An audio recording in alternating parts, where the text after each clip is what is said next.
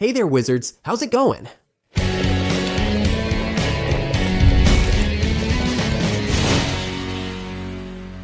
Just arrived here at the Leaky Cauldron, right? So don't be a muggle. Subscribe and turn on notifications so you can stay up to date with everything that's going on here. And hey, you can become a channel member and get access to exclusive benefits, like the badges that appear next to your name, emojis for you to use in the comments, or you can also support the channel's productions through the thanks button. And that way, your comment stands out among the others. You can also send your questions to Caldeiraofurado, the segment where I answer your questions about the wizarding world here. The QR code is on the screen or the link is in the description. Every adaptation, whether from a book or a game, has its differences from the original work. And that always generates a lot of comments. And it's no different with Harry Potter. The movies are considered very good adaptations, especially compared to some adaptations from that time, except for the Lord of the Rings adaptation. Some others, which came out during and after Harry Potter, were heavily criticized for not being faithful to the books and for changing so many things. Not that Harry Potter escapes this, because the movies have a lot of differences from the books. And you already know many of them. In fact, I've talked about them a lot of times here. To this day, many fans regret scenes that were cut, like Albus Dumbledore's funeral or the full story of young Tom Riddle, the story of Regulus Black, told by Creature. There are several moments that were cut from the movies that we really wanted to see. And whenever the subject comes up, there's that phrase, but in the book, it's much better. But today, we're going to do things differently. Today we're going to look at scenes that turned out better in the movies than in the books. The opposite way around. The Harry Potter movies deserve much praise. It's worth remembering that all the scenes I put on this list are based on my personal taste and my opinion. You have every right to disagree, and you can comment below if you agree or disagree. Which scene do you think turned out better? Or which scene do you prefer in the movie? Anyway, if there is any for you. The first scene I think was much better in the movie is the one at the zoo. In the book, the glass disappears, the snake escapes, scares people, and leaves. In the movie, there's the wonderful addition of Dudley falling into the snake enclosure and the glass reappearing, and all that chaos and panic from Petunia and Dudley trying to get out of there. That doesn't exist in the book, but it's an addition, an adaptation of the scene from the book, which turned out really cool. I think it became more dramatic, more chaotic, and added a funnier tone to the movie. And I really like how it turned out in the movie. Another scene that, in my opinion, turned out better in the movie happens after the Dursleys try everything they can to stop Harry from getting the letters that are sent to him. They start receiving the letters in very unusual ways, like among the milk bottles the milkman left at the door, and even inside the eggs. But in the movie, they had a really cool idea to have the letters literally coming out from inside the eggs, not just among the eggs like in the book. In the book, the letters are in an egg carton among the eggs, but not in the movie. Petunia cracks the egg open, and letters come out from inside it. I think that gave the movie a much more magical, much more mysterious tone, and I think it turned out better than in the book. Since the Dursleys kept blocking Harry's letters, that famous letter explosion scene happens, right? Letters coming out from everywhere. Coming out of the fireplace, coming in through the mail slot, throwing away the wood that Walter nailed shut. Walter going completely crazy. That's in the movie, right?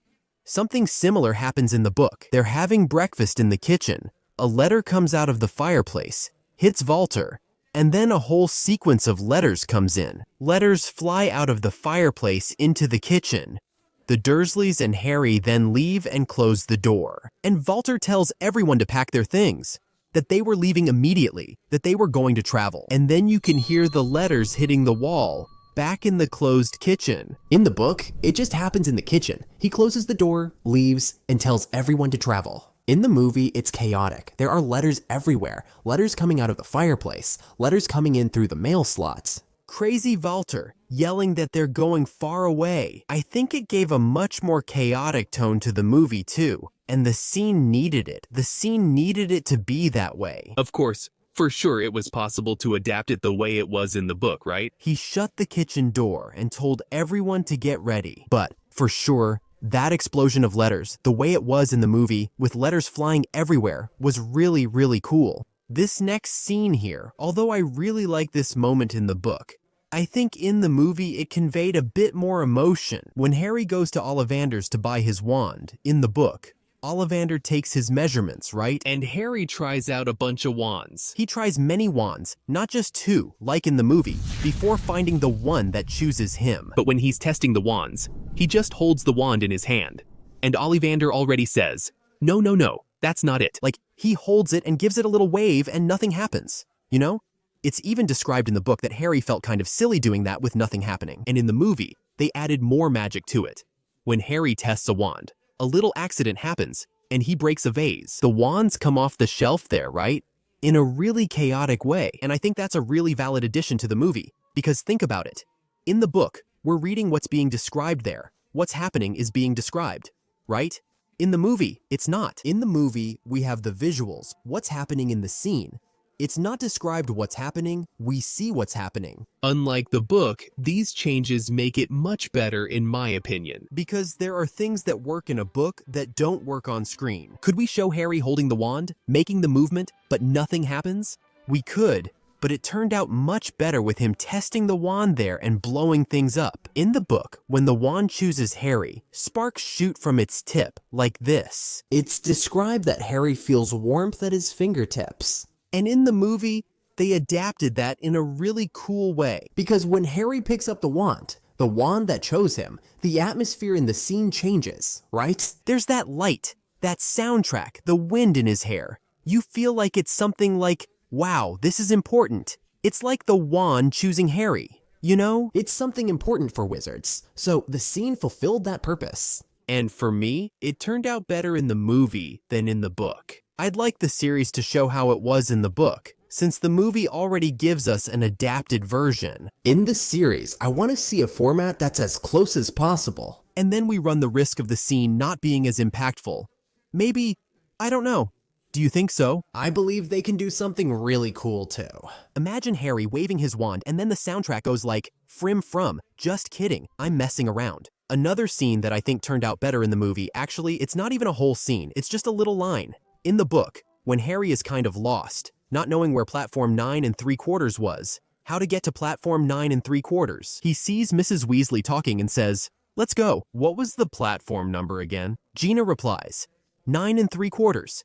That detail has always caught my attention in the book, you know? Molly was a former Hogwarts student. She had 7 children, and all 7 of them went to Hogwarts. At that time, Ron was 6th, and Gina would go the next year. So the way she asks what the platform number is, like kind of forgetting for a moment, the platform never made much sense to me. In the movie, they made a change I found very positive. She says, let's go to platform 9 3/4. It's this way, because she's with her daughter, the little one, right? There and all. And she's with Ron. It's Ron's first time. Ron should have gone before with her to join his brothers, like Ginny did. It's cool, she said. Let's go to platform 9 3/4. It's this way, because it sounds different from her. Like, what's the platform number again? I think the movie made a good choice. The moment when Hermione Granger introduces herself for the first time there in the Hogwarts Express compartment is also a bit more magical in the movie. In the book, she just comes in saying that she knew some spells, that she had practiced a few, that she hadn't had any trouble with it.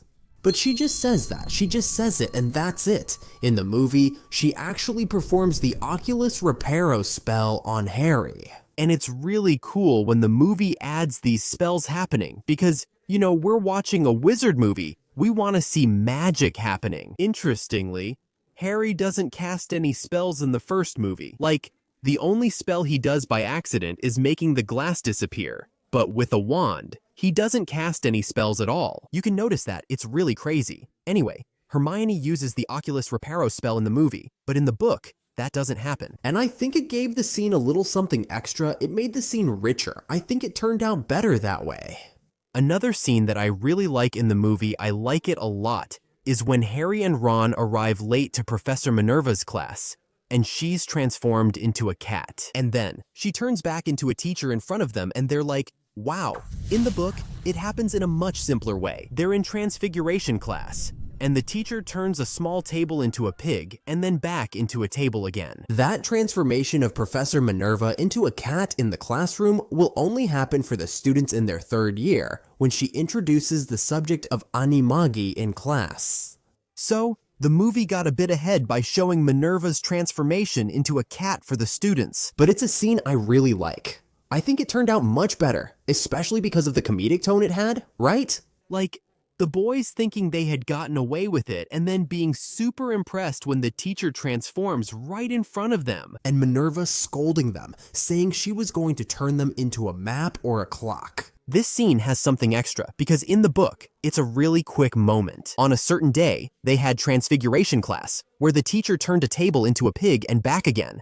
That was it. It's just a quick moment in the book, but in the movie, it added something extra and turned out better. In the series, I'd like to see Minerva turn the table into a pig and then back into a table. I think it would be really cool because in the movie, we already have a different scene. So in the series, I think the ideal is to try to make it closer to the book. The student's first flying lesson is also better in the movie, at least a moment of it, not the whole scene, right?